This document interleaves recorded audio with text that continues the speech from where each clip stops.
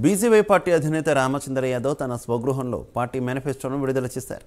చిత్తూరు జిల్లా పొంగనూరు నియోజకవర్గంలో మెడికల్ కళాశాల ఏర్పాటు చేస్తామని తెలిపారు. పొంగనూరులో ప్రతి రైతు కుటుంబానికి ఒక ఆవును ఉచితంగా అందిస్తామని తెలిపారు.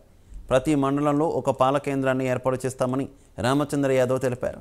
నియోజకవర్గంలోని నిరుద్యోగులకు ఉపాధి అవకాశాలు కల్పిస్తూ ఒక చెరుకు పరిశ్రమను నిర్మిస్తామని అన్నారు. పులిచెర్ల నుంచి పొంగనూరు మీదుగా రైల్వే లైన్ ఏర్పాటు చేస్తామని రామచంద్ర యాదవ్ తెలిపారు. యువజన పార్టీ సింబల్ చెరుకు రైతు.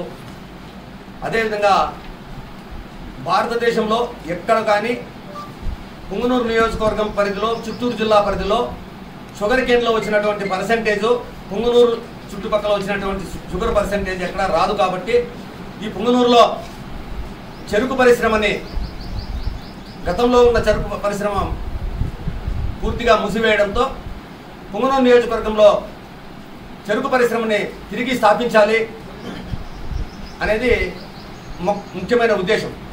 అదేవిధంగా రైతు సంక్షేమమే ధ్యేయంగా ఉంది కాబట్టి పాడి పరిశ్రమ కాబట్టి ప్రతి ఒక్క రైతుకి ఒక ఆవుని ఇచ్చి ప్రతి మండలంలోన మిల్క్ చిల్లింగ్ సెంటర్స్ ప్రతి మండలంలోన పెట్టాలనేది మా యొక్క అజెండాలోని ముఖ్యాంశాలు.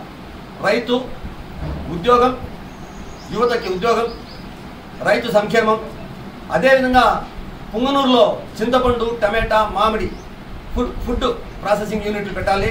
వాటన్నిటికీ తగినటువంటి ఆదరణ కల్పించాలని ఒక మంచి ఉద్దేశంతో ఈ కార్యక్రమాన్ని మా అధినాయకుడు మేనిఫెస్టోలో చేయడం జరిగింది. మహిళా శక్తి ముందు జగన్